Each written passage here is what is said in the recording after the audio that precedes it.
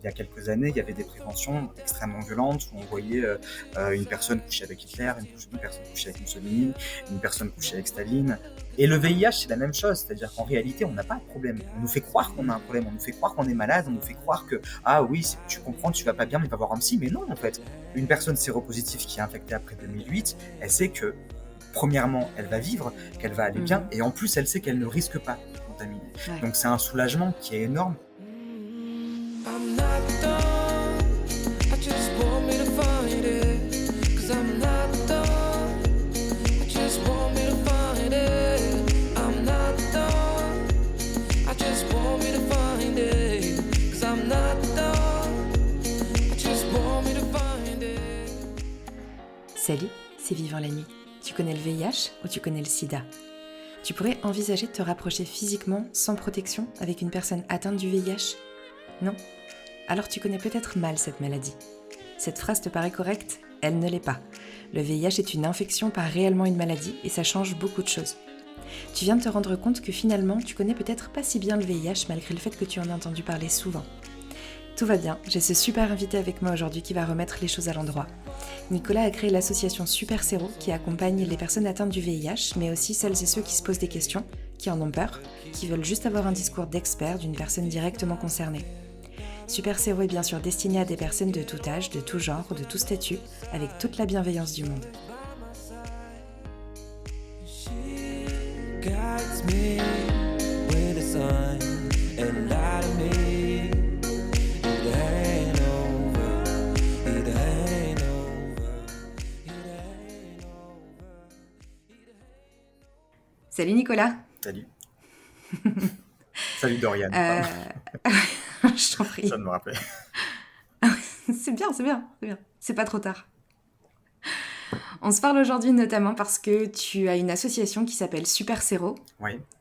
On pourrait commencer par la présenter. Je te laisse nous la présenter. Ouais, alors bon, c'est une association loi 1901. Ça fait à peu près maintenant 6 mois qu'elle est ouverte. Ouais. Et c'est une asso qui lutte contre la discrimination des personnes séropositives et qui est surtout une antenne de témoignage pour personnes D'accord. séropositives, mais aussi pour les personnes séronégatives. On fait aussi des espaces de rencontres pour discuter et notamment de nos échanges d'expériences et aussi s'entraider parce qu'on n'est pas toujours aussi bien informé qu'on devrait. Voilà. J'imagine. J'imagine. Du coup, tu dis que c'est une antenne notamment de témoignages. Qu'est-ce que tu peux nous raconter sur les demandes et sur les besoins qu'ont les personnes qui viennent te contacter? Est-ce qu'il y a des généralités qu'on peut tirer? Oui, en fait, on est aussi une antenne de témoignages qui permet à toute personne de pouvoir parler de sa sérologie, mais c'est aussi ouvert aux séropositifs, aux séronégatifs, aux hétéros comme aux homosexuels. C'est vraiment une prise globale du VIH, pas uniquement axée sur une minorité comme on a pu faire jusqu'à présent, qui moi personnellement me dérange. Alors, tu parles de séronégativité, de séropositivité, de VIH, etc. Je voudrais bien qu'on fasse un petit point sur les termes, parce qu'il y a beaucoup de désinformation et de méconnaissance sur tous ces termes-là. Je vais te donner des mots, et si ça te va, tu vas me donner les définitions. Ouais, parfait. Ok. Qu'est-ce qu'une personne séronégative? Alors, séronégative, c'est une personne qui a une sérologie négative à une infection. Donc, en fait, c'est un raccourci de langage. Enfin, c'est un abus de langage quand on dit séropositif ou séronégatif et qu'on parle du VIH. Séronégatif, ça veut dire que, par exemple, j'ai la grippe. Je vais faire une sérologie. Si je suis positif, ça veut dire que j'ai la grippe, donc je suis séropositif à la grippe. Si je suis séronégatif, je suis séronégatif à la grippe. Je sais pas si ma réponse Ok. est bien claire, mais Si. C'est aucune présence d'infection dans le sang. c'est ça. En fait, on va Ouais, d'accord. aller chercher les défenses immunitaires propres à une À la infection, pathologie. voilà, une infection type. Ok. Donc, du coup, séropositif. Donc, séropositif, c'est avoir une sérologie positive à une infection. L'abus de langage qu'on fait, c'est qu'on associe séropositif à une personne porteuse du Ouais. VIH, qu'on appelle aujourd'hui, même si je trouve que le terme est un peu barbare, PVVIH, à savoir personne vivant avec le VIH. Ah, d'accord. Ok, ben, tu vois, c'était un des termes que j'aurais pu rajouter, que je connaissais pas. Ok.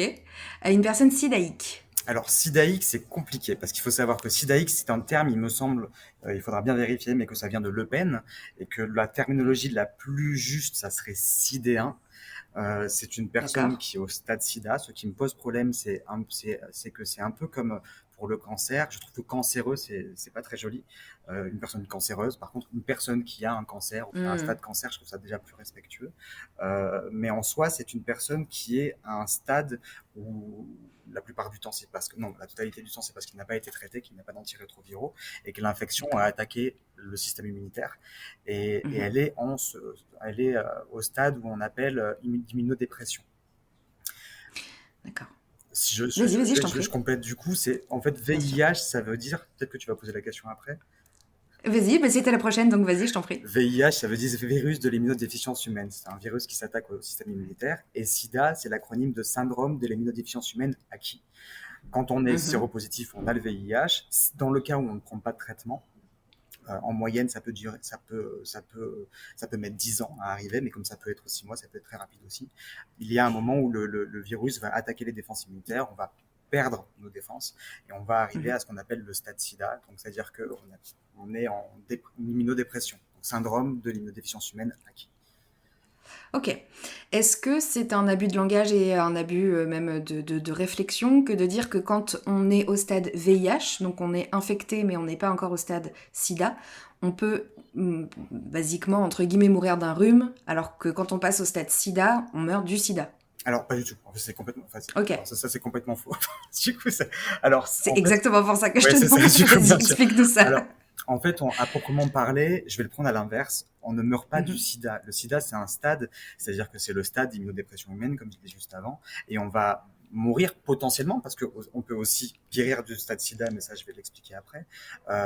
On va avoir des maladies opportunistes qui vont profiter de cette immunodépression pour s'installer, et on peut mourir de ces maladies opportunistes. Une personne séropositive qui n'est pas au stade sida, je rappelle que sous traitement, elle ne le sera jamais. À proprement parler, elle n'est pas malade. Elle a une infection qui est contrôlée par la prise d'antirétroviraux. Ok. Et du coup, quand tu dis qu'elle est contrôlée par les médicaments, tu peux nous expliquer ce qu'est la trithérapie? Oui. Alors, la trithérapie, donc ce sont des antirétroviraux.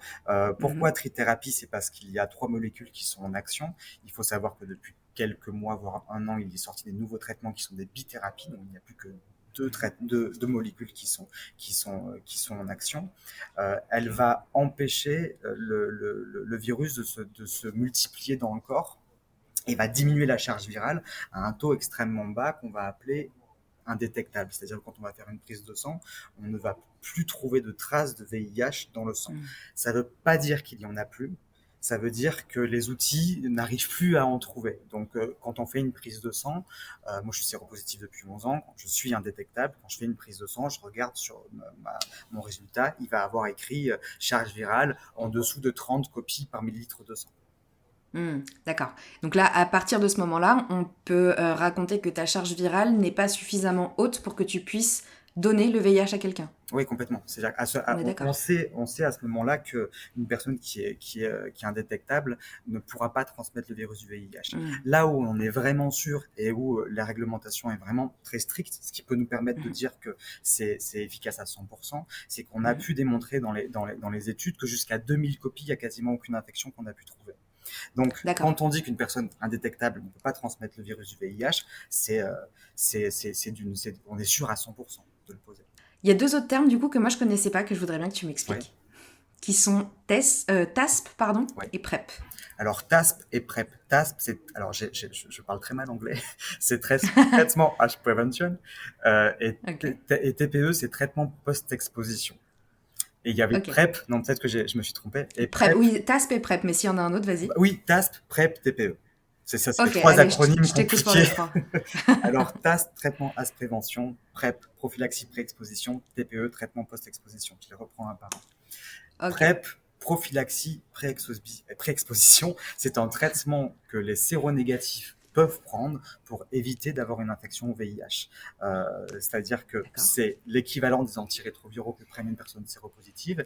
Et ce qui va se passer, c'est que dans le cas où cette personne qui est sous PrEP, on ne sait pas, soit elle a des rapports à risque, soit le préservatif le craque. Enfin, supposons qu'à un moment elle est exposée au virus du VIH, le traitement va éliminer le virus avant qu'il s'installe dans le corps. Donc, ça la protège d'une infection du virus VIH. TPE, c'est traitement post-exposition. C'est un peu comme la pilule du lendemain, je ne sais pas si je peux dire ça, mais c'est un traitement qu'on prend d'urgence après une exposition au virus. Je ne suis pas sous PrEP, j'ai un rapport à risque, je peux jusqu'à 48 heures aller aux urgences demander un traitement post-exposition qui est une molécule qu'on va prendre pendant 28 jours qui va éliminer le virus avant qu'il puisse aussi s'installer dans l'organisme. Ok, Et TASP, traitement, AS prévention, c'est le fait qu'une personne séropositive qui est sous traitement ne peut plus infecter euh, une nouvelle personne. d'accord. Donc Ouais, ça veut ok. dire Donc, qu'en plus de protéger la personne séropositive, il a en même temps un effet préventif euh, d'accord. au niveau des nouvelles contaminations. Là, du coup, on est en train de parler d'un petit peu tout ce qui est en vigueur et tout ce qui existe pour du coup, s'y préparer, pour s'en Mm. prémunir, pour agir une fois qu'on a déclaré l'infection, avant qu'on la déclare, mais quand on l'a dans le corps, etc.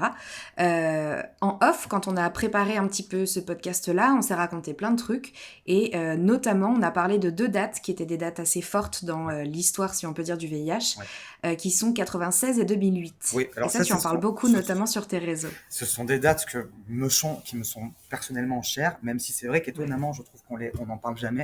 Après, ce Ouais. sont des dates que j'ai trouvées moi-même et qui me semblent importantes pour moi. Ouais. Les deux, ce sont 96, ce sont l'arrivée des antirétroviraux. C'est le moment où il y a il y a vraiment un énorme sweep ce qui se passe parce qu'avant 96, on meurt du sida. C'est-à-dire que les personnes qui sont atteintes du VIH doivent faire face à leur propre mort, à leur propre deuil, alors que à partir de 96, on commence à dire aux personnes séropositives, vous allez vivre. Ce qui est très violent, c'est qu'une personne qui a été infectée avant 96, où on lui dit, bah, il vous reste peut-être quelques mois à vivre, cette personne forcément perd son emploi, se met en situation de handicap. On imagine toute la violence que ça peut être d'apprendre D'envisager ça. d'envisager sa propre mort.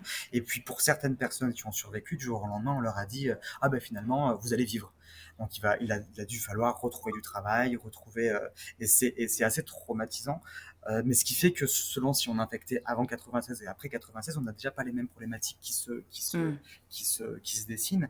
Et la deuxième date qu'on parle encore moins, et que je trouve assez troublant parce qu'elle n'est pas si vieille que ça, c'est 2008. C'est l'étude suisse qui démontre qu'une personne séropositive n'est pas contaminante. C'est ce qui nous permet aujourd'hui de dire que une personne séropositive n'est pas contaminante avec les traitements. C'est ce qu'on appelle le I égale I, indétectable égale intransmissible. C'est la TASP, c'est le principe de la TASP. Et ça, ça change énormément parce que quand on est infecté avant 2008, on pense qu'on peut transmettre le virus du VIH. Donc ça veut dire qu'autour du rapport sexuel, il y a une culpabilité qui se porte, qui est énorme. Une personne séropositive qui est infectée après 2008, elle sait que premièrement, elle va vivre, qu'elle va aller bien, et en plus, elle sait qu'elle ne risque pas de contaminer. Ouais. Donc c'est un soulagement qui est énorme, parce qu'il faut savoir qu'il y a beaucoup de personnes séropositives, et ça on n'en parle vraiment pas, qui finissent par s'isoler, par ne plus avoir de relations sexuelles, par ne plus avoir de relations amoureuses, parce que le poids social, le poids psychologique, le poids, tous ces poids-là qui se construisent autour sont extrêmement lourds. Aujourd'hui encore ? Ou avant 2008 ? Aujourd'hui encore, parce que les nouvelles personnes infectées se retrouvent extrêmement seules. Ouais. Malgré le fait que... Vas-y, excuse-moi, je t'en prie. Non, et on n'est pas forcément bien accompagné, on ne tombe pas forcément sur le médecin qui a les bons mots, on n'a pas forcément les amis qui ont les bonnes réactions, ce qui se comprend aussi parce qu'on a tellement peu d'informations et que c'est quelque chose qu'on voit tellement peu de manière générale qu'on ne sait pas comment réagir, que ça soit pour nous ou pour l'autre. Bah, du coup, transition parfaite, parce que ça nous amène à la troisième partie que je voulais traiter avec toi, c'est l'aspect, la vision sociétale qu'on a des personnes séropositives. Les personnes de ma génération, je pense qu'on a à peu près tous en tête l'émission du SIDAction avec Clémentine Sélarié, qui s'était levée et qui avait embrassé une personne séropositive dans le public pour dire arrêtez tout, arrêtez vos conneries, c'est pas parce qu'on est séropositif qu'on peut le transmettre. Alors à l'époque, c'était un bisou ne transmet pas le virus. Enfin l'infection en l'occurrence. Est-ce que tu penses, parce que c'est quelque chose qui est devenu une sorte de mème, enfin de culte, quoi, c'est devenu complètement culte, est-ce que tu penses que ça a quand même fait avancer les mentalités ou on se retrouve toujours au même problème aujourd'hui avec une stigmatisation et justement un rejet peut-être des personnes séropos ? Alors à l'époque, c'est certain que ça a fait bouger les lignes. Ouais. Aujourd'hui, je pense qu'on a une autre problématique parce que à cette époque-là, les associations étaient des associations de personnes malades. C'est-à-dire que les associations s'occupaient des personnes séropositives, ce qui n'est plus le cas aujourd'hui. Les associations qui sont présentes sur les médias, enfin, qui sont présentes sur le sujet du VIH, font surtout essentiellement de la prévention. Le problème, c'est qu'il y a une nouvelle sérophobie qui s'est créée par la prévention. Alors, J'espère bien que ça n'a pas été fait volontairement, ça j'en doute pas. Mais, Ouais. mais alors c'est vrai qu'on les a pas forcément remarqués, mais il y a quelques années, il y avait des préventions extrêmement violentes où on voyait une personne coucher avec Hitler, une personne coucher avec Mussolini, une personne coucher avec Staline. On voyait une femme nue qui faisait l'amour avec un scorpion, une affiche avec un très beau mec écrit dessus le sida est beau. On avait des campagnes qui disaient vivez assez longtemps pour trouver le bon. Et ces campagnes étaient assez mensongères, c'est-à-dire qu'elles ne voulaient pas informer sur la réalité des personnes séropositives, parce que je pense qu'on avait tous très peur que si les gens pensent que le VIH n'est plus grave, il y a un relâchement et qu'il y ait des nouvelles épidémies qui se Ouais, mettent en place. d'accord. Par contre, ce qu'ils n'ont pas pensé, c'est que ça a créé une nouvelle sérophobie, un nouveau tabou qui a enterré les personnes séropositives dans un silence euh, j'allais dire mortifère, mais oui, mortifère, et qui a créé d'autres problématiques. C'est-à-dire qu'aujourd'hui, le VIH, c'est quasiment presque plus que la lutte des personnes séronégatives pour rester séronégatives. Et on voit qu'on galère à remettre le séropositif en avant et à dire attention, c'est pas que comme ça qu'il faut penser les épidémies. En tout cas, moi, c'est là où je m'inscris et où j'essaie d'agir. Je pense Ouais. qu'aujourd'hui, on est à la même époque, on revient il y a 20-30 ans, il y a eu le sida a eu une assignation sur l'homosexualité qui a été énorme, il y a eu une disparition de l'homosexuel dans la culture générale, et on a moi, je suis homosexuel, mais j'ai beaucoup souffert de grandir dans un monde où l'homosexualité n'existait pas. Mhm. On n'en voyait pas à la télé, on n'en voyait pas enfin, et on a mis du temps à arriver à réintroduire l'homosexuel dans la culture. Aujourd'hui, c'est ce qu'on fait avec les personnes séropositives. C'est-à-dire qu'on a tous un peu un traumatisme, un ancrage par rapport au VIH, parce que ça touche la chose la plus intime qu'on porte, à savoir l'amour, à savoir la sexualité. C'est l'endroit où on est le plus fragile, où on peut aussi être le plus Mhm. violent, où on peut être le plus... Enfin, c'est l'endroit le plus délicat, je pense, de l'humanité. La rencontre entre deux ou plusieurs êtres. Ça dépend des pratiques. Et c'est un sujet qui est très délicat, je pense, qui nous touche tous, et ça casse quelque chose de l'ordre Mhm. de, de, de, de cette De cette expérience, magie. ouais, de cette magie. Et, et le problème, c'est qu'on a tellement fait disparaître la personne séropositive qu'on n'a plus de repères, on ne sait plus vraiment comment penser ça autrement qu'à travers des fantasmes, à travers des angoisses qui nous sont propres. Et ce qu'il faudrait surtout aujourd'hui, c'est réintégrer le séropositif dans la culture, Mhm. dans des émissions, dans des chaînes, dans des séries, pour arriver à avoir une pensée et une réflexion sur le VIH, mais aussi la sexualité et aussi le rapport à Ouais. l'épidémie et à notre propre corps de Mhm. manière générale. Alors ça me fait penser à deux trucs là pour le coup, l'aspect culturel dont on parlera un petit peu plus tard, et tu as parlé de tabous qu'il y avait justement dans les rapports sociaux entre personnes séronégatives, séropositives, etc. Et que c'était assez compliqué de faire comprendre dans un premier temps et ensuite de faire accepter les choses. Quand tu prends la parole, tu prends souvent la parole donc sur TikTok, Insta, etc. notamment. Ces derniers temps, tu as beaucoup pris la parole pour contrer un petit peu les commentaires qui visent à raconter que si tu ne dis pas que tu es séropositif à la personne avec qui tu as un rapport sexuel nouveau, du coup, tu es un assassin. C'est joli, c'est adorable. Il y a vraiment cette vision-là, il y a vraiment cette injonction à raconter qu'on l'est malgré la charge virale et tout ce que tu viens de nous expliquer. Il y en a beaucoup. Alors, c'est pas la majorité, mais il y en a Ouais, suffisamment pour que ça nous mette en danger. Euh, d'accord. et le problème, c'est que c'est assez appuyé par l'épidémie qu'on voit aujourd'hui, hein, sur la culpabilité de celui qui porte une infection. Mhm. C'est très compliqué d'arriver à expliquer que ça fonctionne pas de cette manière-là. Je pense que Ouais. beaucoup de gens ne voient que leur risque, en fait, que le risque qu'ils puissent porter. Et vu il y a une absence totale de l'image de ce que vit une personne séropositive, c'est une forme de fantasme dans lequel on peut mettre toutes nos angoisses à l'intérieur, comme on a pu Ouais. diaboliser l'homosexualité. Et du coup, c'est vrai que beaucoup de gens n'ont même pas les moyens d'arriver à se poser des questions de ce que vit une personne séropositive pour pouvoir Mm. l'humaniser.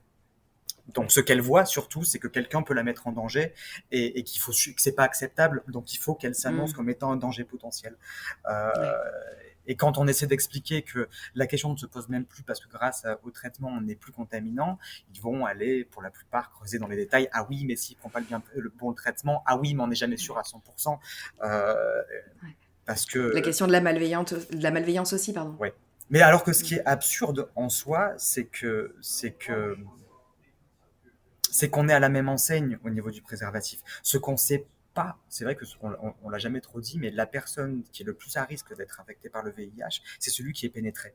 Donc c'est-à-dire que c'est l'homme qu'on dit passif, c'est-à-dire qui est pénétré dans le rapport avec un autre homme, qu'on dit maintenant HSH, homme ayant des HS. rapports sexuels avec d'autres hommes, on appelle ça HSH. Ah, d'accord, très bien. Il y a Ok. tout plein de terminologies qui sortent. Et de l'autre côté, ce sont les femmes qui sont pénétrées. Le rapport anal est le plus risqué en tant que passif. Après vient le rapport vaginal pénétré. Et en dernier, très loin, même si moi c'est vrai que je pense que c'est plutôt un mythe, il y a le rapport avec la fellation. Mais c'est vrai qu'il y a de plus en plus d'infectiologues qui disent que quand même très très peu de chances que qu'il y ait une infection par la fellation, à moins qu'on s'arrache une molaire. Enfin, je vais pas rentrer dans les détails, mais disons que... pour revenir à ça, oui, c'est qu'en fait, la personne qui se fait infecter par le VIH, la plupart du temps, c'est pas celle qui a un contrôle sur le port du préservatif. Ouais, d'accord. Et du coup, ça donne plein de situations particulières, plein de situations assez étonnantes, d'autant que quand on n'est que passif, on a encore moins de chances de contaminer une personne séropositive, une personne séronégative, pardon. Ouais. Donc ça déséquilibre un peu tout ça.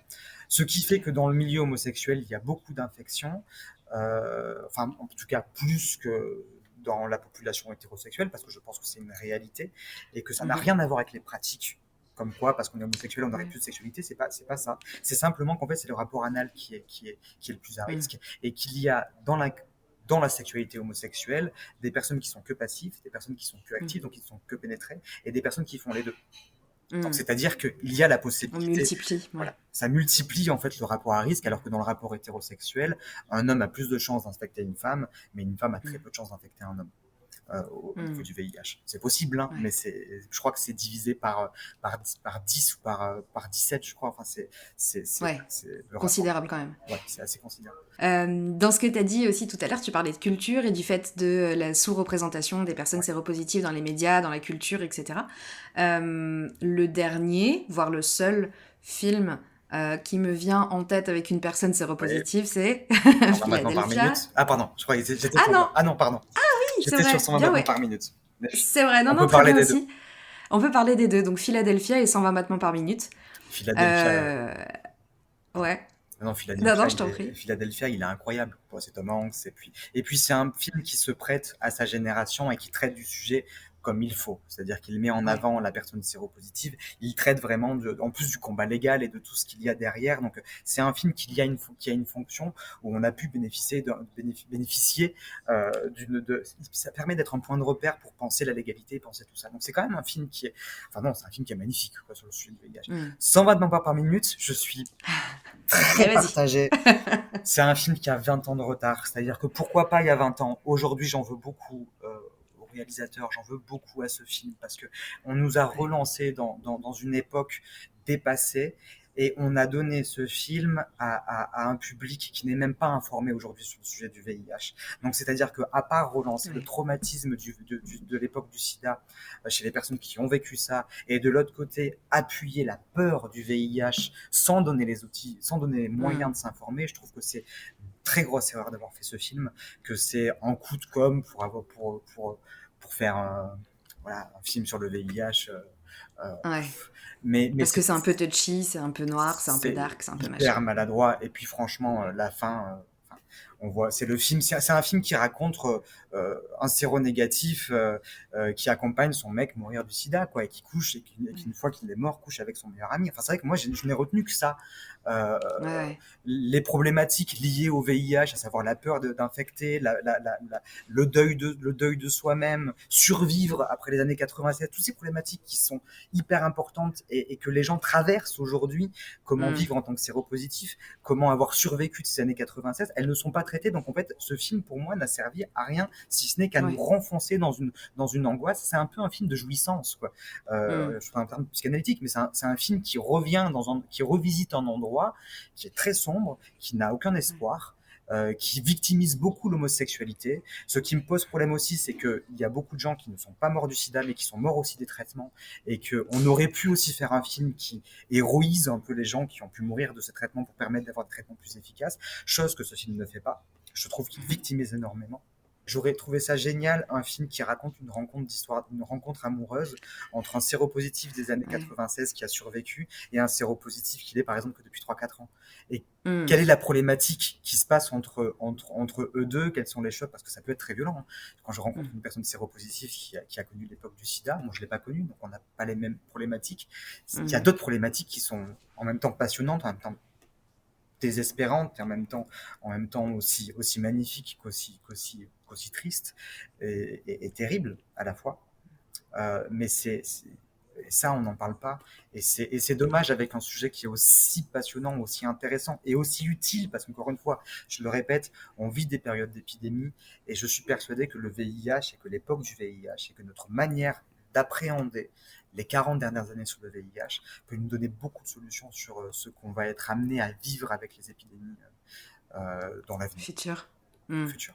Tu parlais dans un épisode dans ton passage à l'émission Allo Docteur, de ta manière d'avoir appréhendé du coup ta séropositivité. Est-ce que tu veux bien parler? Ouais, alors Ouais. je sais pas si j'arrive à y répondre directement parce que moi tu sais, je fais toujours des entourloupes, mais Alors moi j'ai une question précise. oui, vas-y, Tu veux? Ok. bien sûr. Tu racontes du coup dans ton passage dans cette émission que donc tu étais à Montréal pour le travail ou pour tes études, je crois, que tu as été pris de vertige et que tu sentais que voilà, il y avait un truc qui se passait pas correctement dans ton corps, que tu as fait des analyses de sang et que le labo t'a dit c'est ultra grave, on vous dit rien, on vous envoie vers un médecin. Et que finalement, quand le médecin t'a dit en fait vous êtes infecté au VIH, enfin vous avez le VIH, que tu as été genre soulagé parce que Ouais. tu imaginais quelque chose de plus grave Beaucoup pour plus toi. grave. Ouais. Ouais. Alors après, Je pense que pour pas mal de personnes, le VIH, c'est un peu encore le flip absolu. Hein. C'est un peu tout ce qu'on raconte depuis le début de ce podcast-là, que ça n'a pas non ouais. plus à être ce type de flip-là. Qu'est-ce qui s'est passé dans ta tête pour que ce soit aussi, ou dans ton expérience, ou dans ta vie, qu'est-ce qui fait que ça a été aussi instinctif pour toi, que ce soit presque un soulagement? Il y a deux choses. Il y a le fait que j'ai grandi avec un père qui a été malade toute sa vie, notamment qui était infecté par l'hépatite C pendant l'affaire du sang contaminé, donc il y avait aussi d'autres pathologies qui étaient très lourdes. Donc j'avais un rapport avec la maladie, même si, encore une fois, être séropositif, c'est pas être malade, mais Ouais. qui faisait partie de mon éducation depuis ma tendre enfance. Tendre enfance. Et d'autre part, j'avais à mes 16 ans rencontré un garçon dont j'étais fou amoureux. On n'est pas resté longtemps ensemble, hein, je crois que ça a duré un mois ou deux, mais enfin, c'est les grandes histoires d'amour Ouais. de l'adolescence. Et au bout de quelques semaines où on est ensemble, quelqu'un vient me voir et me dit fais très attention, à ce mec, il est sidaïque. Euh, et c'est vrai que j'avais été très étonné parce que de me dire, mais qu'est-ce qui. Enfin, de où cette personne sort, de où elle me sort quelque chose comme ça, sans m'informer, sans me donner Ouais. d'explication, sans me donner rien, juste quelque chose, attention, il y a un warning, il y a un danger. Et c'est Ouais. vrai que j'ai eu en fait ce moment de peur de me dire, mon Dieu, je suis en danger. Mais j'ai eu, et c'est là où c'est pour ça que je pense que je suis aussi intransigeant sur la réaction de beaucoup de personnes, c'est que en même temps que ma peur est montée, j'ai eu un Mhm. sentiment de honte, de me dire, mince, on est en train de me dire, enfin j'entends dans mon interprétation que la personne que j'aime ou peu importe la personne avec qui j'ai des rapports sexuels euh, est potentiellement peut-être en danger de vie ou de mort, et la seule chose à laquelle je me préoccupe c'est ma protection à moi. Et c'est vrai que Mhm. ça m'avait assez glacé de me dire j'avais découvert deux atrocités, c'est-à-dire en même temps ce qui est en Mhm. train de traverser et en même temps ma propre atrocité et mon propre égoïsme. Et à ce Ouais. moment-là, j'ai dit calme-toi, va déjà un peu On reprend. t'informer, regarde sur internet. Et je pense que la honte, cette honte m'a servi. D'accord. Je me suis informé sur internet, donc du coup j'ai pu me rapaiser, de me dire ok, en fait tout va bien. Et j'en suis arrivé à la conclusion que tout allait bien en fait, et que j'étais premièrement que j'étais pas en danger, et puis de toute manière en plus on mettait un préservatif, et puis bon quand bien même, mais suite à ça j'ai réfléchi en me disant mais est-ce que c'est normal qu'ils me le disent, est-ce que c'est normal qu'ils me le disent pas, et puis j'en suis arrivé rapidement à la conclusion de me dire mais en fait ça le concerne, il me dit quand il a envie de me le dire, vu ce qui vient de se passer avec le gars qui vient de me dire qu'il était sidaïque avec ces mots Ouais. aussi atroces, je m'étais dit qu'il avait du coup des raisons de peut-être pas en parler, vu la réaction que ce mec C'est clair. avait eue. Et donc j'ai respecté en me disant, bah, il m'en parle pas, c'est son choix. Je lui en ai pas parlé parce que j'avais pas envie de l'exposer, de le mettre devant le fait accompli. Et je pense que j'avais pas aussi, j'avais pas eu le courage de lui dire que quelqu'un l'avait répété. Parce qu'il y avait peut-être aussi Ouais. ça, c'est que d'une part, j'avais pas eu ce courage-là je sais pas, mais en tout cas, je pense que ces deux choses-là ont joué et que le moment où je Mm. l'ai appris, ce qui m'est venu aussi en tête, c'était de me dire, mais combien de gens sont morts pour que des traitements soient efficaces aujourd'hui? Donc finalement, Ouais. je suis arrivé à me dire, bah, je vais vivre normalement. Par contre, ça va être très compliqué socialement. J'avais déjà eu l'expérience du coup avec cette Mm. aventure. Mais je m'étais dit, bon, tu l'as fait avec l'homosexualité. Bah écoute, c'est pas si différent que ça, quoi. C'est sûr que ça m'a Ouais. plongé un peu plus dans l'assignation et dans la particularité. Mais Ouais. après, je me suis dit, bon, bah, tu seras encore un petit peu plus unique.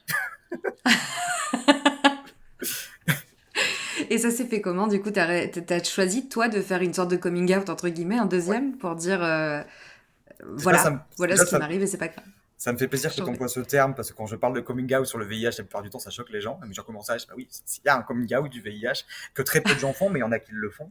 Ouais. Et oui, c'est-à-dire que les premières journées qui ont suivi, je me suis enfermé chez moi seul pendant 3-4 jours. J'ai beaucoup réfléchi. Et j'en suis Ok. arrivé à la conclusion de me dire, bah, je me laisse 6 mois. Et dans 6 mois, je l'annonce sur Internet. Parce D'accord. que je n'avais pas envie de le cacher. Parce que la première chose, déjà, c'était aussi par comment dire, quand quelqu'un est très têtu, mais Entêtement. par entêtement, merci. C'était par entêtement parce que la première chose qu'on m'a dit, le médecin m'a regardé droit dans les yeux en me disant surtout n'en parler à personne. Et rien que ce reste-là, je me suis dit, bah, tu sais quoi, bah, je vais le dire à la terre Ouais. entière.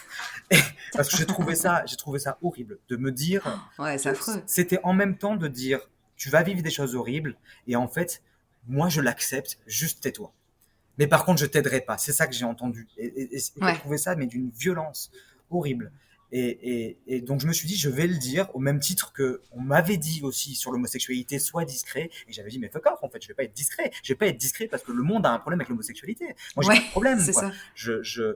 Et le VIH, c'est la même chose. C'est-à-dire qu'en réalité, on n'a pas de problème. On nous fait croire qu'on a Mm. un problème. On nous fait croire qu'on est malade. On nous fait croire que, ah oui, tu comprends, tu vas pas bien, mais va voir un psy. Mais non, en fait. On a besoin d'avocats. On a besoin de médecins qui se réveillent et qui se battent pour nos droits.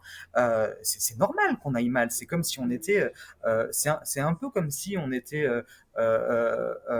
bah, une personne de couleur Mm. dans un espace extrêmement raciste et qu'en plus on était le seul.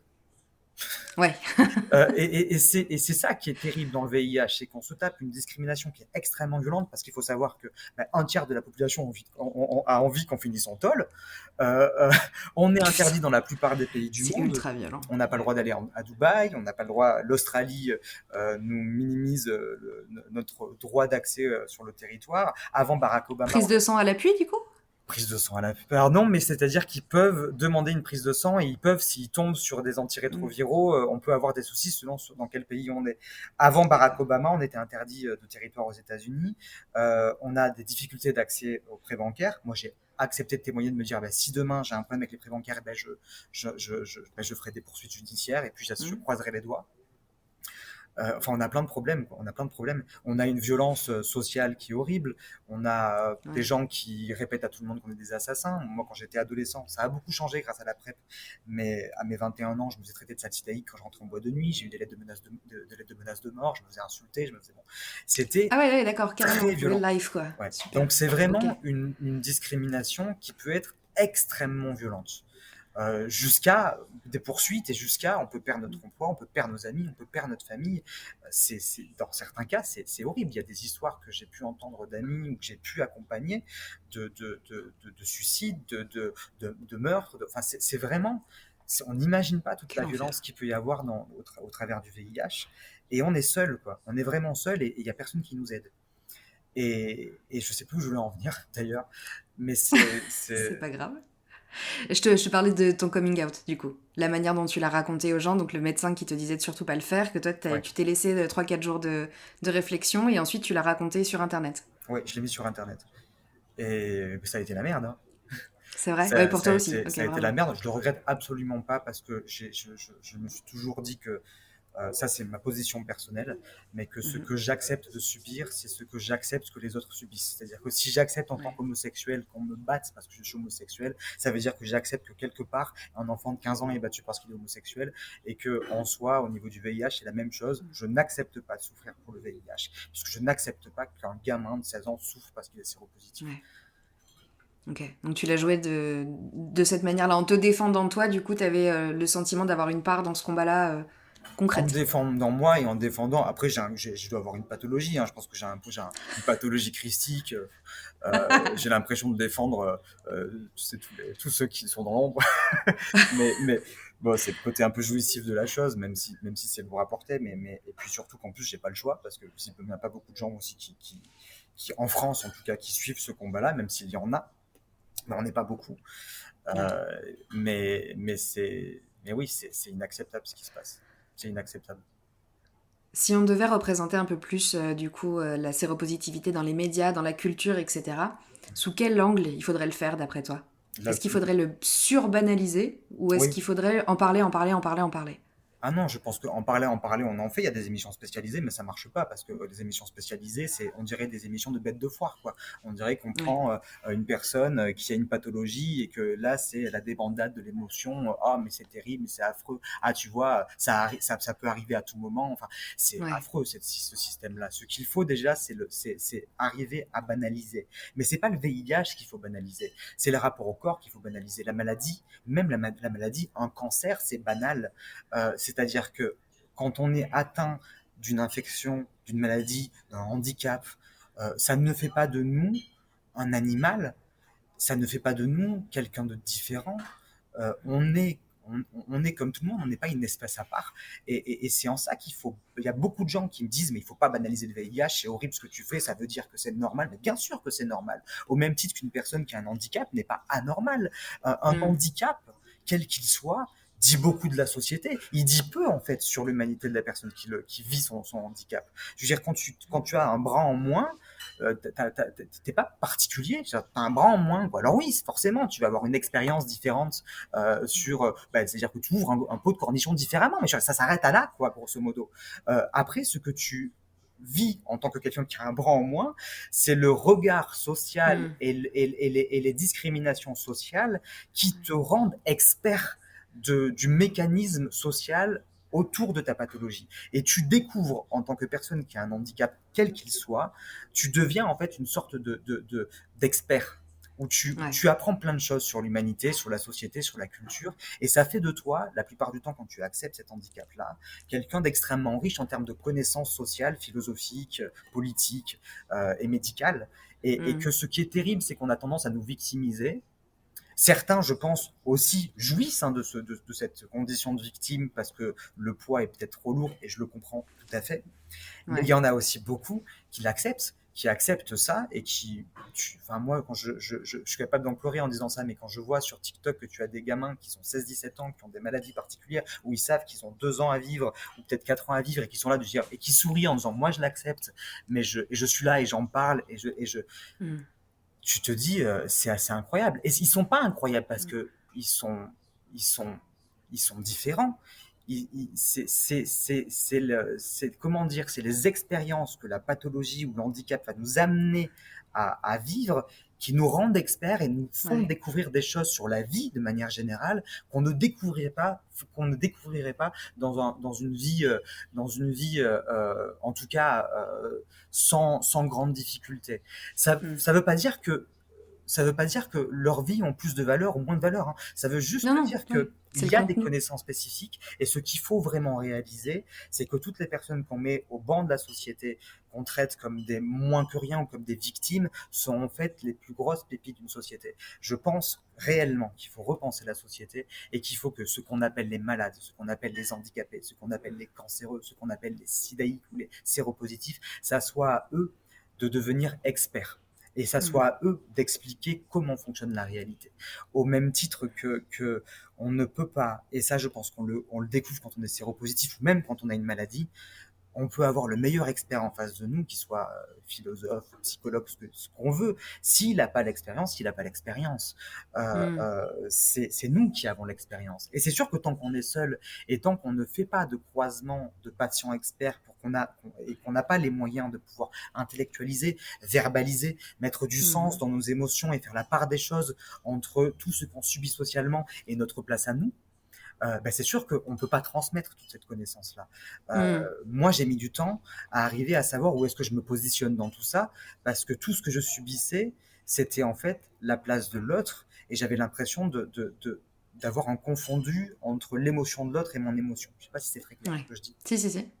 Et ça, c'est horrible parce que finalement, je suis pas sûr que la plus grande souffrance, ça soit la dureté de la vie.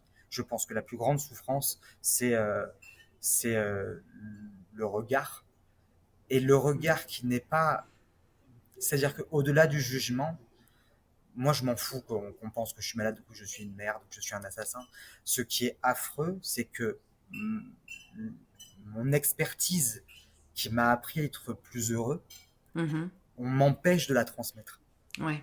Et ça, c'est d'une frustration terrible parce que je pense que quand on est atteint d'une pathologie ou qu'on traverse une difficulté, on sait qu'on a quelque chose qu'il faut transmettre. Et nous empêcher de transmettre ça, je pense que c'est le pire.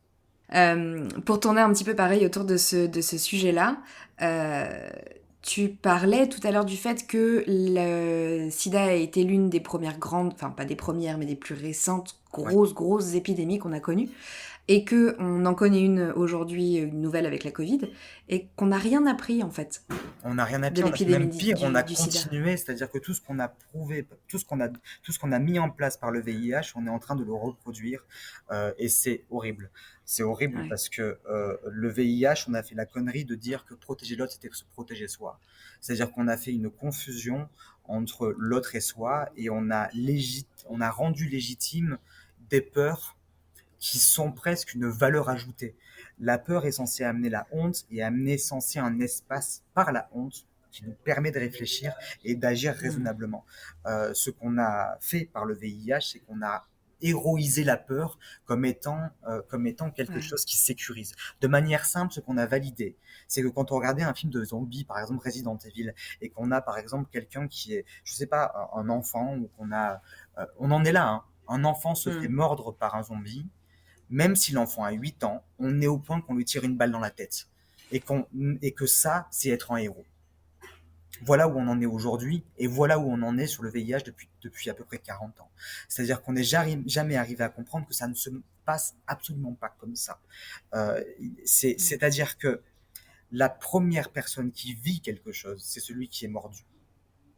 C'est lui qui vit l'expérience. Et c'est par lui qu'on peut trouver des solutions.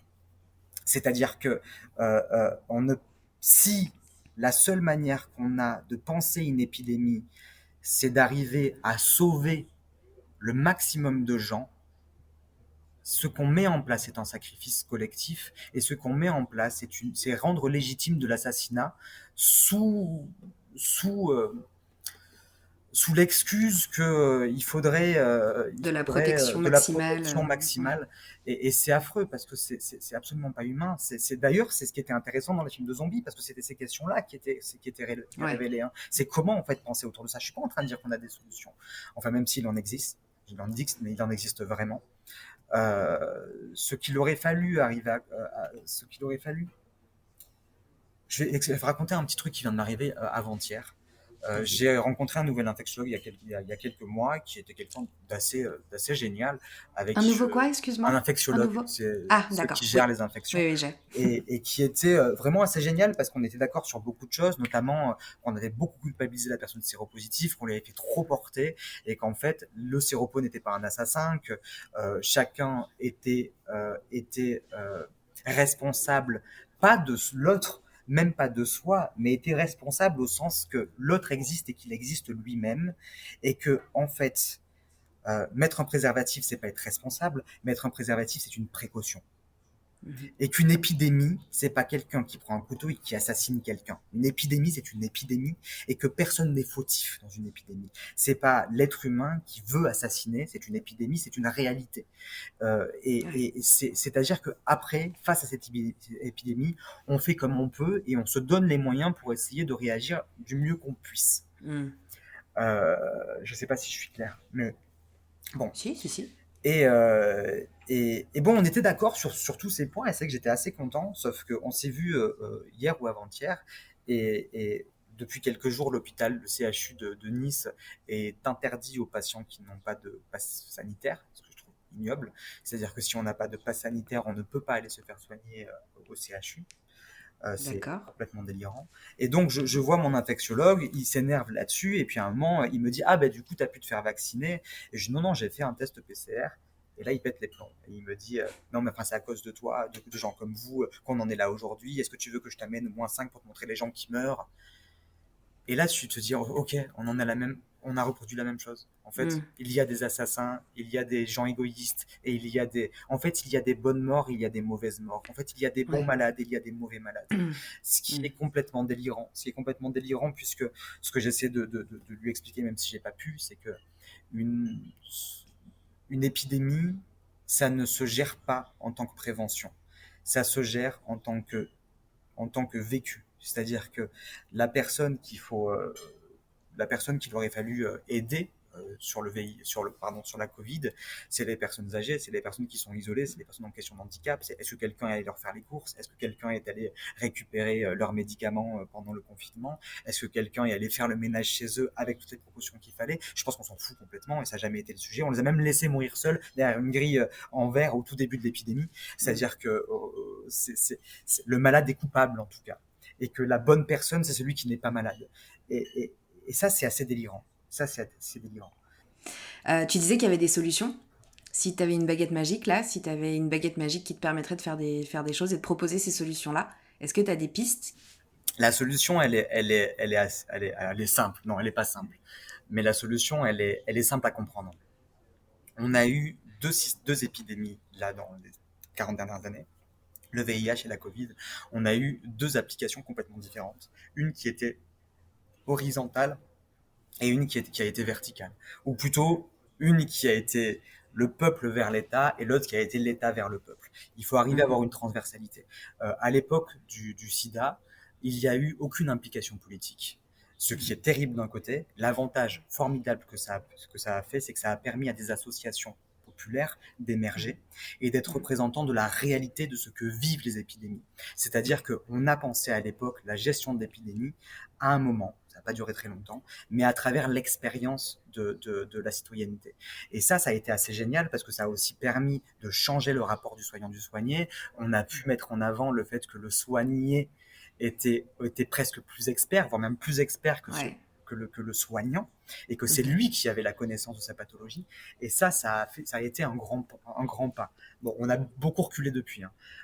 Mais c'est-à-dire que l'État n'a pas agi et ça a permis l'émergence d'associations citoyennes.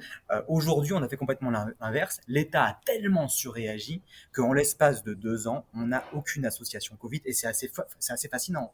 On n'a Ouais. aucune association Covid qui a pu émerger en 2 ans. Mhm. Et ça, c'est dramatique parce que l'équilibre de la démocratie se fait dans le langage et dans l'échange entre un État et du populaire. Et le populaire témoigne à travers Mhm. l'associatif. L'associatif n'est pas collaborateur avec l'État. L'associatif, il est citoyen.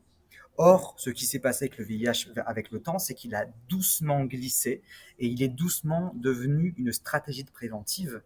qui est en fait une association presque d'État. C'est-à-dire que l'association ne va pas prendre l'expérience du citoyen pour pouvoir parler à l'État. L'association de prévention VIH se sert de chiffres de l'État pour dire à la population ce qu'il doit faire. Et ça, c'est terrible parce que ce n'est plus une association, c'est Mhm. presque une vision politique. Et là, il y a un déséquilibre qui se fait. Le problème, c'est que je suis persuadé que c'est ces erreurs de ces associations qui ont été maintenues pendant aussi longtemps qui a en fait permis cette émergence d'actions de l'État aussi puissante et n'a pas pu permettre de nouvelles associations, enfin ne serait-ce qu'une seule association Covid d'émerger. Ce qu'il faut, c'est arriver à prendre du recul sur les deux cas et arriver au dire, à ce moment-là, on a fait ça, à ce moment-là, on a fait ça. Est-ce qu'on peut envisager une transversalité et surtout arriver à mettre chaque fonction expert de sa propre fonction. L'une des bêtises qu'on a faites, à mon sens, c'est qu'on a confondu un biologiste avec un épidémiologiste, avec un sociologue, avec un philosophe, Mhm. tout ça se confond un peu. C'est pas parce qu'on est Ouais. médecin qu'on sait ce que le citoyen doit faire. C'est pas parce qu'on est biologiste qu'on peut dire qu'il faut se vacciner. C'est pas le biologiste de le dire ça. C'est aux sociologues, c'est à l'épidémiologiste, aux statisticiens et c'est avec l'intervention d'un philosophe et avec tout ça. Or, tout ça, c'est un peu confondu et on est parti du principe que celui qui est sachant scientifiquement est sachant sociologiquement. Or, absolument pas.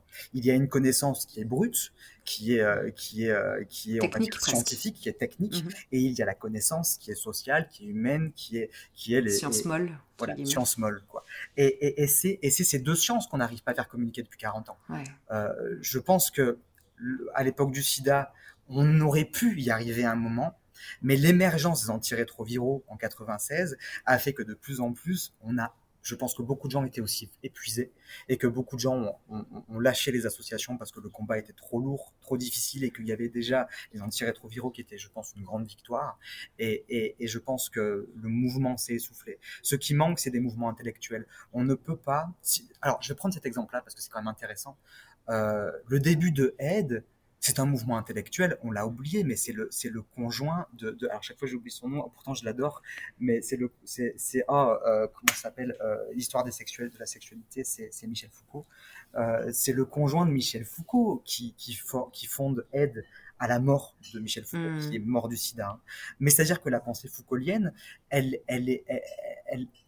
comment dire, elle est imprégnée, enfin, on va dire plutôt que Aide, à la base, s'imprègne de la pensée foucaultienne. Et la pensée foucaultienne du rapport au corps, à la sexualité, c'est quelque chose de fascinant. Mais on l'a pas du tout exploité. On n'a jamais créé un espace de réflexion, de philosophie, de pensée autour de la sexualité, autour du rapport au corps, du rapport à la maladie. Le malade est en même temps une victime et en même temps un assassin. Il est en même temps coupable et en même temps culpabilisant. Point, basta, on s'est arrêté à ça. Mm. L'idée, c'est juste de pas être malade. Moins on est malade, plus on est quelqu'un de bien, plus on est malade, plus on a à se reprocher. En même temps, on a tout le versant de la psychologie somatique qui culpabilise aussi le patient en disant que t'as un cancer de la gorge, c'est parce qu'il y a des choses que tu n'as pas dit. Enfin, toute cette pensée-là, elle est quand même assez délirante, hein. Et il manque un espace où on peut laisser la parole au premier concerné et au premier qui peut parler de son expérience. Mais pour ça, il faut des espaces d'échange. Il faut, moi, au tout début de l'association, c'était pas axé sur le VIH, c'était axé Covid-VIH. À la Ok. base, l'association, je l'ai abandonné parce que je me suis dit c'est trop tôt. Mais par contre, c'est l'objectif dans le temps. Mhm. Alors pas que VIH, Covid, en fait, c'est d'arriver à penser à toutes les pathologies de cette manière-là. C'est qu'il faut l'expérience de l'expert patient, enfin le patient expert que je disais tout à l'heure, il faut arriver à l'exploiter, il faut arriver à créer des espaces où on va pouvoir en faire quelque chose. Et surtout, moi, je rêve dans le lieu où il peut y avoir des personnes qui ont une maladie, qui ont des infections, qui sont en lien direct avec la presse, qui sont en lien direct avec des chercheurs de la faculté, et qui sont pas juste là pour aider, soi-disant, des victimes, mais qui sont des Ouais. sortes d'ateliers noyaux, d'études et de Collaboration. ouais, de collaboration et d'espoir citoyen ou d'espoir démocratique. Mm. Euh, Quand on est atteint d'une infection ou d'une maladie, le but n'est pas simplement de guérir. Alors là, pour le coup, je vais être lacanien, mais la maladie, le mal dit quelque chose Ouais. et il faut vraiment l'exploiter. C'est au même titre, je ne vais pas rentrer dans le détail parce que sinon on m'arrête plus encore, mais au même titre que je suis persuadé que si on s'intéressait plus correctement à à l'autisme, on en apprendrait beaucoup sur le système d'éducation nationale. Je pense que Mm, l'autisme mm, a plus à mm. nous Ouais. apprendre sur notre rapport à la connaissance que réellement du spectre autistique. Voilà. Je plus sois. Entièrement d'accord. C'est hyper intéressant et c'est hyper riche. Et c'est un peu profond, mais en fait, c'est assez logique. Je C'est crois. très logique, C'est... c'est hyper logique, c'est-à-dire qu'en soi, on est des êtres intellectuels. Ce qui est Ouais. désespérant, c'est que après la libération sexuelle et après l'épidémie du sida, on n'a plus de mouvements sociaux Mhm. qui a collaboré avec des intellectuels. C'est-à-dire que même jusqu'au sida, on avait des mouvements avec un Sartre, avec un Michel Foucault, Mhm. avec un Roland Barthes. Mhm. C'est-à-dire qu'on avait des marqueurs avec un écrit qui nous permettait d'avoir une visibilité et une perspective sur les Ouais. mouvements sociaux pour pouvoir comprendre. Là, depuis 40 ans, même le milieu LGBT, alors il en existe hein, des intellectuels, mais pas populaires. Mm. Sartre, Michel Foucault, les trois que j'ai cités tout à l'heure, enfin c'était des gens que tout le monde connaissait à l'époque et qui permettaient même en bouquin de chevet, d'avoir une vision politique, intellectuelle, émotionnelle, et surtout un espoir, et surtout l'humilité de dire attention, à aucun moment on ne sait ce qu'il faut faire. On teste des choses et on essaie de comprendre. Là, ce qui est délirant dans la gestion du Covid, c'est qu'on est persuadé de savoir ce qu'il faut faire. Et on a résolu le truc en disant, mais c'est pas grave. On passe d'instant de vérité en instant de vérité. Alors que c'est ça. Ah ben non, mais maintenant c'est ça. Ah oui, mais avant vous avez dit ça. Ah oui, mais avant c'était avant. Mais ça marche pas comme ça, en fait. Ça marche pas comme ça. On est plus grand que ça. Maintenant, encore une fois, un président, un ministre, c'est un président, un ministre. C'est pas quelqu'un qui a une infection, c'est pas quelqu'un qui a une connaissance, c'est quelqu'un qui a une fonction, c'est tout. Sa fonction ne lui donne pas un droit philosophique. Ça lui donne une fonction. Ça s'arrête à ça. Représentative. Oui, bien sûr. Ouais. Super. Merci Nicolas. Merci Dorian. Où on retrouve Super Cero? Sur Instagram, donc Supercero, c'est @supercero_. Beaucoup sur TikTok, je fais beaucoup de vidéos, c'est @supercero__, mais vous tapez Supercero, vous trouvez. On a une chaîne YouTube, on a aussi un site internet, supercero.org, Supercero sur YouTube, et on peut retrouver aussi des témoignages, des témoignages, des documentaires et des BD. Voilà. C'est bien déjà. Ouais, c'est pas mal déjà. Ouais. À très vite pour la suite, du coup. Il va y en avoir d'autres. Ouais. Merci Nicolas. Merci Dorian. I'm not done. I just want me to find it. 'Cause I'm not done. I just want me to find it. I'm not done. I just want me to find it. 'Cause I'm not done. I just want me to find it. Alors, il est pas trop cool, Nico? Si le thème t'intéresse pour quelque raison que ce soit, contacte Supercero par mail depuis le site, sur Instagram, et que tu sois concerné ou pas, va voir ses TikTok pour en apprendre plus sur son discours et sur ses actions. Merci Nicolas pour la belle personne que tu es, pour ta belle ambition, ta bienveillance et ton engagement essentiel. Et toi qui m'écoutes, prends du recul sur ce qui t'arrive. Il y a toujours 2 façons de voir une épreuve. Choisis celle qui te paralysera le moins, tu es maître de ta manière de vivre les choses, aussi difficiles puissent-elles te paraître. Bonne nuit. Find my way, gotta keep looking. If it's not fair, gotta go again. Wish to get over it, 'cause when I look aside, she's always by my side.